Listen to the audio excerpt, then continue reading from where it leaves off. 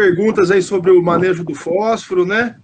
E eu acho que a gente tem que pensar no fósforo total e o fósforo disponível também, para ver quanto desse fósforo pode estar retido na matéria orgânica e de uma forma mais lábil ser incrementado para a cultura da cana. Entendi. Sem a gente pensar muito só no solúvel, pensar também num fosfato reativo de vez em quando, pensar numa alternativa assim.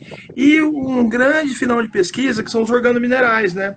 Essa parte do fósforo total. Eu acho importante. Perfeito. Outra coisa que eu queria que você falasse, nós levantamos Sim, a questão, né, de a parte pedológica, né, e falamos um pouco sobre perfeito. porosidade, né, que é interessante para a cana-de-açúcar nós termos aí pelo menos 10% de porosidade aí, que a gente conhece lá da física do solo, porosidade de aeração é importante. E aí, Sandro, eu Certamente. queria que você falasse um pouco sobre o manejo físico, que é uma das áreas que você trabalhou no seu doutorado, né, lá com a professora É. Maria Maria Helena, Helena. né, que inclusive foi da Sim, minha banca de perfeito. doutorado, sua orientadora Ah, foi da minha banca de doutorado. que Então, eu queria que legal. E você a Maria Helena, falasse um pouco sobre essa questão de manejo físico que ocorre, principalmente o cuidado que a gente tem que ter para diminuir o risco de compactação que ocorre nessas áreas de cana. sim, certamente. É, quando não tem como a gente escapar de uma subsolagem, que você tem uma camada restritiva, por definição, o subsolador canavieiro é até 45 centímetros. Então, uns tempos atrás, iniciou umas vertentes em termos de preparo profundo, né? De ser. Só que isso é uma prática importante também para algumas situações, está ainda sendo avaliado. Pulveriza bastante o solo em função da rotativa, desenvolver algumas alternativas no implemento. Agora, em relação a plantio, a compactação, de repente você pode, uma área com bom histórico, área que foi bem erradicada de citros ou de soja, você só ter uma dessecação e sulcação direto. Às vezes, se você não tem essa restrição física no sistema, se você tem uma boa resistência à penetração das raízes da planta, que provavelmente vai estar condicionado com uma boa porosidade de aeração, igual você citou, você consegue que essa planta tenha um sistema radicular mais exuberante, mais firme, né? A gente sabe que a cana é fasciculada, que ela vai absorver Uhum. nutrientes até 40 centímetros, só que a cana tem a raiz cordão que vai buscar água a 2 metros. Então Olha a só. arquitetura do sistema radicular da cana tem que ser beneficiada em termos de porosidade de geração, de porosidade. Por quê? Porque a cana é uma cultura aerotrófica. Se faltar aeração para a raiz, ela vai sentir. Então, se o solo estiver compactado, muito provavelmente não chegará nesses 3 dígitos, o nutriente não vai estar disponível, uma densidade do solo alta limita a absorção de fósforo e demais nutrientes, Uhum. né? E esse manejo também, né, pode ficar ainda melhor com rotação, né? Você colocar uma soja, uma Crotalaria júncia, um amendoim, né? No sistema de rotação, uma mucuna, né? Uma mucuna verde. Mucuna. Pessoal aqui na região norte do estado de São Paulo não quer saber de mucuna preta, com muita razão. Tem dormência, aí reinfesta a Entendi. área, tem que fazer catação, aplicação até com helicóptero, com drone localizado. Agora, a mucuna verde não tem dormência, mucuna anã. Outras alternativas que não vai reinfestar a área, né? E com o advento que melhorou de 10, 12 anos para cá, da colheita sem espalha-fogo, o que acontece? A ciclagem de nutrientes é diferente, você tem um colchão de palha que mudou a dinâmica no combate a Isso pragas e mesmo. doenças, né? Tudo isso é importantíssimo dentro do sistema de rotação, né? A gente sabe que está condicionado a outro ambiente depois que parou de queimar a cana, né? E as Outro novas ambiente. variedades foram desenvolvidas dentro desse sistema. Agora, pegando esse gancho Basicamente, eu dessa creio. mudança no ambiente que foi realizado. Alô, Sandro, tá me ouvindo? Alô, tô, a Ô, professora Sandro, lá de eu Ourinhos entrou queria. agora, agradecer. Olá, Monique. Agradecemos a sua audiência, Monique. Eu É, queria que você falasse, prestigiando. Sandro, Perfeito. aproveitando esse gancho desse colchão de palha, que é uma média em torno de umas 15 toneladas de palha que fica após a colheita, É. e queria que você falasse a importância que essa palha tem, né, para toda a questão química, física e Uhum. biológica para esses solos de cultivo de cana. Perfeito. O Igor Cirilo é aluno de TUF, entende muito de amendoim. Acabei de falar da cultura do amendoim, né? Acabou de entrar o Igor aí, agradecer. Então, esse colchão de palha, né, como você citou aí, 15 toneladas de massa seca, a gente tem que lembrar que a relação CN da cana pode chegar a 80:1. Então, essa relação carbono-nitrogênio bem larga, a palha da cana ela é ávida por nitrogênio, né? Então, ela está ciclando essa matéria orgânica, está aumentando a dinâmica do nitrogênio. Isso faz com que a gente valorize ainda mais a proteção que essa manta, né, que esse mulching, né, esse colchão de palha, essa fitomassa em cobertura pode proporcionar no biossistema, né, no ecossistema. Porque ao mesmo tempo que aumenta a palha, você aumenta a população de cigarrinha, hoje tem alternativas com agroquímicos e controle biológico para superar isso, que só o fato conservacionista de você ter palha na superfície é o que controla a erosão, certo? Perfeito. E basicamente além disso, Sandro, a gente tem uma importância grande também com a questão desse carbono armazenado, né? Então, queria, pegando esse gancho de novo, que você falasse sobre esse carbono estocado no solo e falasse um pouco sobre o compartimento que existe, né, entre carbono particulado e os associados aos minerais. Certamente. Bem lembrado, né? 80% desse solo ele está adicionado à fração argila, né? Por isso eu trabalhei no meu pós-doutorado com o fracionamento da matéria orgânica, né? E em plantio direto, o que a gente identificou? Nem sempre uma sucessão gramínea-leguminosa é o que vai pôr carbono lábil, carbono prontamente disponível. Muitas vezes você colocar uma soja em cima de uma crotalária, você pode ter uma qualidade de carbono melhor. É a hipótese do pessoal do sul, né? Que uma leguminosa no inverno pode contribuir com um aporte de carbono também, se bem manejada, através até da alternância do sistema radicular, né? Tanto quanto uma gramínea. Então, isso eu acho bem importante a gente pontuar em relação ao fracionamento da matéria orgânica. Porque esse fracionamento granulométrico da matéria orgânica, o que nós conseguimos fazer? Fazer em relação à peneira, né, menor que 0,02 milímetros, que é argila, 2 classes de silt e a fração areia. Aí o que nós verificamos? Que a fração areia, na peneira maior de 0,53, de 53 micras, melhor dizendo, aí que o carbono lábil, o carbono que moda, quando você está aumentando esse carbono na fração areia, é que você vê que você está melhorando no manejo. Então, um indicador de qualidade do solo muito interessante. Perfeito, né? Eu tenho lido alguns artigos científicos sobre isso, na parte de carbono, e realmente alguns outros resultados eles vão em contra isso que você está falando mesmo, né?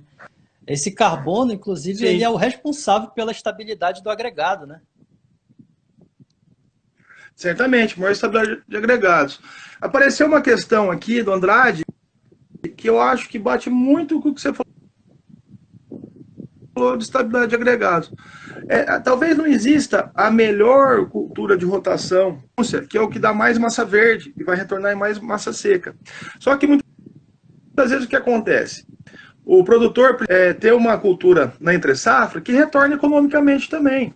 Então, muitas vezes você pode colocar um amendoim, né? Hoje em dia tem muitos arrendatários.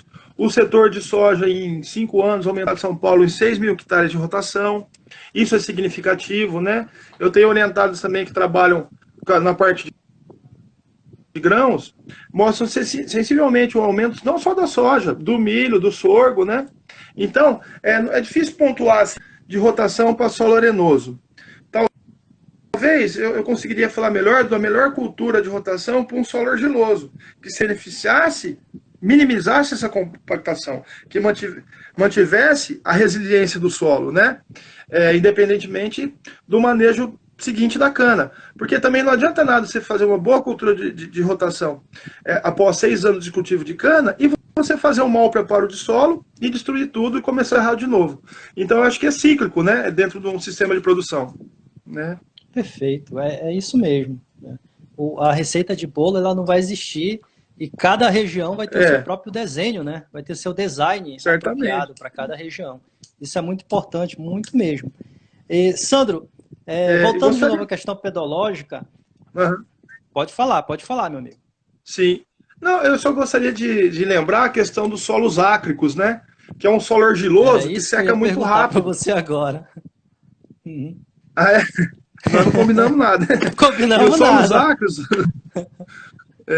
exatamente. Os, la- exatamente. Os latossolos ácricos têm uma CTC muito, troca de cátions nesse solo é baixíssima. E isso faz com que o quê? Esse solo seja ávido por matéria orgânica. Então, a gente melhorar o manejo de matéria orgânica nesses solos, com torta de filtro, com todos os subprodutos da agroindústria, é muito bom, né? É um solo que às vezes, e é muito bom para esse solo, porque a raiz da soja vai até 40 centímetros, só a 30, 40, e estando corrigida a parte química em cima, a soja não sente tanto falta d'água. Já em relação ao manejo da cana, fica comprometido, né? Tanto é que o horizonte B desses solos ácricos, né? O que acontece? É um solo. A Viviane é prima, é enfermeira padrão, prestigiando a gente aí também. Viviane Alô, Tomazinho, Viviane. obrigado por ter entrado. Obrigado, tudo de bom. Gustavo Gonçalves. Então Daniel, assim, eu creio assim, manejo para solo ácrico, alocar a variedade bem também, que vai ser um ambiente, só não é pior um ambiente com muito alumínio, um alho, um alítico, né? É um ambiente... Alítico. Eu estava falando que o horizonte B tem até microagregação, que o comportamento dos grãos de argila num solo ácrico é igual a areia, por isso que seca. Né? Inclusive, é questão de prova, né, Sandro? A gente que é da área de solo sempre vê aquela questão, né? Quando um solo Sim. argiloso se comporta semelhante a um solo arenoso na questão de filtração, né? Então, gente, é esse caso que o Sandro está falando aí dos solos ácricos, que o manejo vai ser totalmente diferente, né? Sandro, e existe alguma variedade indicada? Infiltração de água. Existe alguma variedade específica para solos ácricos? Não, específica não. A gente consegue colocar as mais rústicas, né? Mas uma variedade específica para solo ácrico, talvez algumas mais alocadas para o cerrado mesmo, né? E aqui no norte do estado de São Paulo, região de Morro Agudo, e aí é curioso, Daniel, os solos ácricos, eles ocorrem sempre em altitudes maiores que 600 metros. Os solos ácricos com baixa retenção de água, como você falou, e algumas vezes esse solo, o ponto de carga zero que a gente fala é complicado. O delta pH, que o pessoal da pedologia valores estuda. Altíssimos, né? Valores altíssimos, exatamente. Delta pH positivo. Então, tudo isso é ver no manejo ácrico, mas em relação à variedade, seriam as mais rústicas, né? E o manejo em cima dessas variedades, melhorando o ambiente. Seria basicamente isso. Com adição de matéria orgânica, não é isso? O plantio.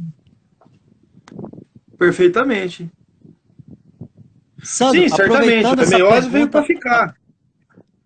Sandro, só aproveitando aqui a pergunta do José Pedro, eu queria que você entrasse justamente nesse assunto de meiose agora. De meiose. Eu vou tentar abordar. Daniel, a meiose, né, o manejo rotacional intercalar, né, a gente pode fazer meiose com crotalária, com soja, com amendoim, né? O pessoal faz ciências, né? Dá para fazer meiose. Olha região só, entre Ribeirão e São Carlos, o pessoal fez.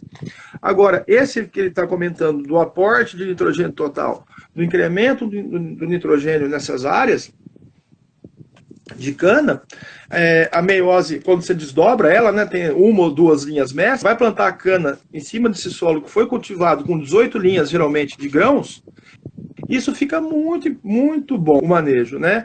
Esse manejo foi tese do quem é orientador foi o professor Casagrande de Jabuticabal, no professor, célebre professor lá de Uberlândia, né?